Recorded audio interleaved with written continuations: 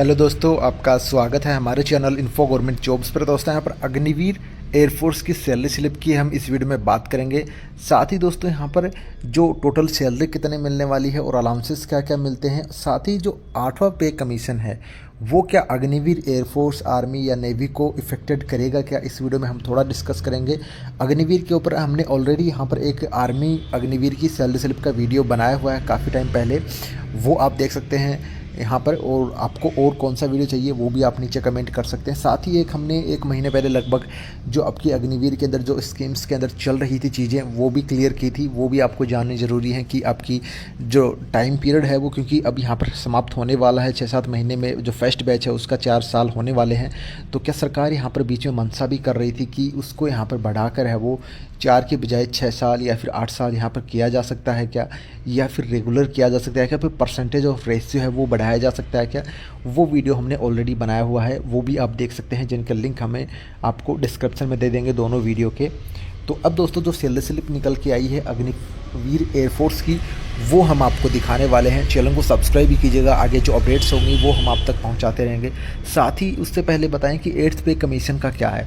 दोस्तों फिलहाल जो 8th पे कमीशन जो अनाउंसमेंट हुआ है वो यहाँ पर सिर्फ और सिर्फ जो सरकारी कर्मचारी हैं सेंट्रल गवर्नमेंट के, उनके लिए यहाँ पर ये गठित किया गया है। बट यहाँ पर आप मान सकते हो अगर यहाँ पर उनकी वो चीज़ें बढ़ेंगी, सारी चीज़ें सैलरी वाला वगैरह बढ़ेगा तो डेफिनेटली फ़र्क आपके ऊपर भी पड़ने वाला है। बाद में इस चीज़ को लेकर क्लियरेंस होगा, बट फिलहाल के लिए यहाँ पर 8th पे कमीशन के अंदर आपको इंक्लूडेड नहीं किया गया, क्योंकि आप देखोगे जो आपका पे स्केल जो बनाया गया था, पे बनाया गया था 4 साल का, वो इस हिसाब से बनाया गया था कि उसमें आपको महंगाई भत्ता नहीं दिया गया था। और पे कमीशन क्या है? पे कमीशन है जो आपका महंगाई भत्ता है वो यहाँ पर इंक्लूडेड करके दोबारा से उसके रिवाइज करके यहाँ पर नई बेसिक तैयार की जाएगी सरकारी कर्मचारियों की। बट अगर सरकारी कर्मचारियों की बेसिक डेफिनेटली बहुत ज़्यादा बढ़ेगी तो आपके ऊपर भी उस चीज़ का फ़र्क पड़ेगा, क्योंककि महंगाई आपके लिए भी लागू होती है। ये नहीं है कि आप 30,000 बेसिक में नौकरी कर रहे हो, 4 साल पहले भी 30,000 में कर रहे थे और 10 साल बाद में भी आप 30,000 में करोगे, ऐसा नहीं है। वो आपकी बढ़ेगी बट उसके अंदर है वो टाइम लगेगा। ये नहीं कह सकते कि हम आपका जैसे 8th पे कमीशन 1 जनवरी 2026 से लागू होगा तो आपका भी उसी टाइम से लागू हो जाएगा, ऐसा कहना संभव नहीं है, क्योंकि इसमें लगेगा टाइम। आपका उनकी जो रिपोर्ट है वो आपकी जुलाई 2027 या 28 तक उनके लिए लागू होगा, तो उसके बाद में आपके लिए हो सकता है 2028, 29 तक जो इलेक्शन आएंगे उससे पहले कहीं ना कहीं अग्निवीर की जो पे स्केल है वो भी रिवाइज हो सकती है। ये चांसेस बनते हैं। बाकी फ़िलहाल के लिए सरकार की तरफ से ऐसा कोई अनाउंसमेंट नहीं किया गया है कि अग्निवीर को हम 8th पे कमीशन के आधार पर कुछ देंगे या फिर कुछ आप जो आस लगाए हो वो भी मेरे ख्याल से अभी तक आपकी ज़्यादा है वो पूरी होने वाली दिख नहीं रही है। जो सैलरी स्लिप है वो हम देख लेते हैं। आप ये नहीं कमेंट कीजिएगा कि आप नेगेटिव हमें बता रहे हो। दोस्तों नेगेटिव नहीं है, जो चीज़ें यहाँ पर आपके सामने हैं वही मैं आपके सामने बता रहा हूँ।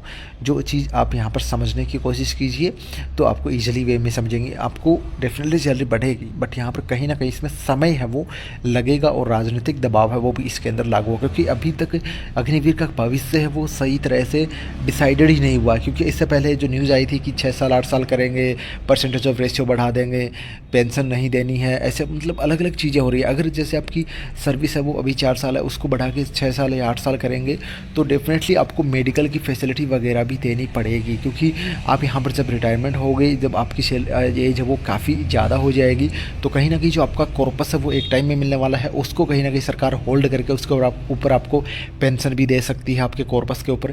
तो ये सब चीज़ें आगे अगर इसमें कोई चेंजमेंट होगा तो ये सब चीज़ें आप पे लागू होंगी, जिसके लिए हम आपको टाइम टू टाइम अपडेट करते रहेंगे। अब फिलहाल जो हमारा सैलरी स्लिप का वीडियो है वो हम क्लियर कर लेते हैं कि क्या कुछ यहाँ पर आपको मिलने वाला है या फिर अभी तक मिल रहा है। तो ये यहाँ पर सैलरी स्लिप है वो देख सकते हो, वायुसेना केंद्रीय लेखा कार्यालय एयरफोर्स सेंटर अकाउंट ऑफिस से यहाँ पर आपकी जो 12/2024 की सैलरी स्लिप है, दिसंबर महीने की सैलरी स्लिप है, जिसके अंदर आप देखते हो डिटेल आपकी क्या आती है, जिसमें आपका नाम होता है, ऊपर date of birth, Aadhaar number, PAN card number, आपकी जो इनरोलमेंट इनका यहाँ पर इनरोल हुआ है वो आपका 2023 में हुआ है, और ये कंफर्मेशन रैंक इनको मिली है, यानी कि ट्रेनिंग के बाद में जो मिलती है वो 2024 में मिली है। और आपका लेवल कौन सा है, नेक्स्ट लेवल क्या होगा, वो सब चीज़ें यहाँ पर मेंशन होती हैं। और आपकी पर यूनिट जो आपकी है वो सेल वगैरह की डिटेल होती हैं। अब हम इसे देखेंगे तो आपका इक्विवेलेंट जो पे है वो यहाँ पर 33,000 रुपये है, क्योंकि आपने देखा होगा जब यहाँ पर स्कीम लॉन्च हुई थी तो 30,000 रुपये आपका स्टार्टिंग ईयर था, फिर अगले साल 33,000 ऐसा कुछ करके था। तो यहाँ पर अब यहाँ पर इनका बढ़ चुका है, तो इसलिए यहाँ पर ये 33,000 है। और इसमें जो सेवा निधि है वो यहाँ पर 9,900 रुपये जो सरकार आपको देती है, वो आपको इस समय सैलरी में नहीं मिलते हैं, बट वो पैसे आपको जब आप यहाँ पर आओगे या फिर जो आपके 4 साल की सर्विस पूरी होगी, अगर आप नहीं भी आओगे तो भी ये पैसा आपको मिलने वाला है।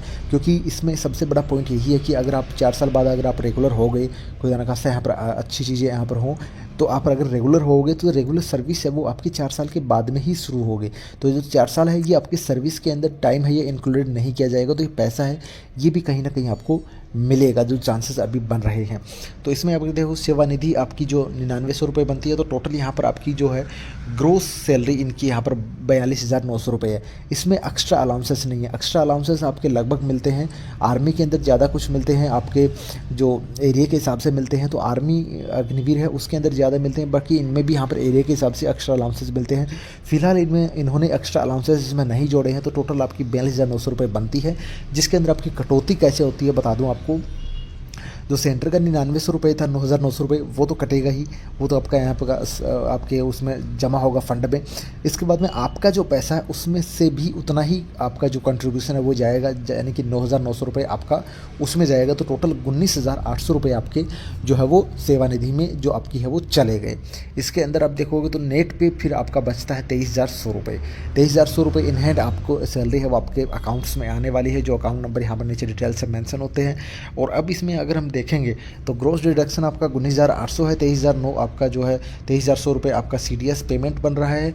और इसके साथ ही सेवा निधि अगर आप देखोगे जैसे कि 9900 रुपये आपके हर महीने सब्सक्रिप्शन जाता है और सरकार का होता है, तो ओपनिंग बैलेंस इनका 1,61,000 था, जो कि 1,71,000 रुपये हो चुका है। ऐसे आपकी जो सेवा निधि है वो आपकी बाद में लास्ट में रिटायरमेंट के टाइम में आपको दी जाती है।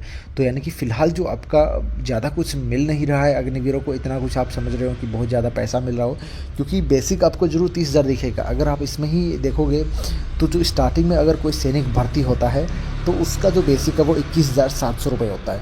तो आपका 30,000 बेसिक आपको दिया जा रहा है, यानी कि आपको लगभग 8,500 रुपये एक्स्ट्रा दिए जा रहे हैं। तो वो आपके काट लिए जाते हैं सेवा निधि में 9,900 रुपये। बट सब चीज़ बड़ी चीज़ ये है कि आपका जो सैनिक है वो 21,700 रुपये में भर्ती होता है, बट उसके ऊपर फ़िलहाल की जो रेट है 58% DA है, वो यहाँ पर महंगाई भत्ता है वो दिया जाता है उनको, जो कि उनकी सैलरी यानी कि अगर 21,700 पे 60% अगर हम और जोड़ेंगे तो लगभग 35,000 रुपये आपका बेसिक प्लस DA उनका हो गया। उनको और HRA वगैरह जो अलाउंसेस है वो अलाउंसेस मिलते हैं, और उसको जो मेस भत्ता है वो वगैरह मिलता है, तो उनको अच्छा खासा सैलरी मिल जाता है। बट यहाँ पर अग्निवीर को ये सब चीज़ें हटा दी थी, जैसे ही यहाँ पर ये स्कीम आई थी उसी टाइम ये चीज़ें सब हटा दी थी कि सिर्फ और सिर्फ अग्निवीर को जो आपका जो पे है जो आपका 30,000 33,000 36,000 ये मिलेगा, और साथ में आपकी जो सेवा निधि है सरकार की तरफ से वो दी जाएगी। इसमें महंगाई भत्ता नहीं मिलेगा, महंगाई भत्ते से संबंधित कोई अलाउंसेस नहीं मिलेगा। और जो और अलाउंसेस हैं जैसे आपका हार्ड रिसर्व अलाउंसेस है, एरिया के हिसाब से है, तो वो आपके अलाउंसेस है वो मिलते हैं, तो वो इनको नहीं मिल रहे हैं। हो सकता है इनकी ड्यूटी है वो दूसरे एरिया में हो, तो ये सब चीज़ें हैं वो डिपेंड करती हैं। तो फिलहाल अगर आप बिना किसी अलाउंसेस भी देखोगे तो आपका जो 23,000 रुपये है वो सैलरी आपकी बनती है। तो वीडियो को शेयर कीजिएगा, आगे की बर्ड्स के लिए चैनल को सब्सक्राइब करें। धन्यवाद। जय हिंद, जय भारत।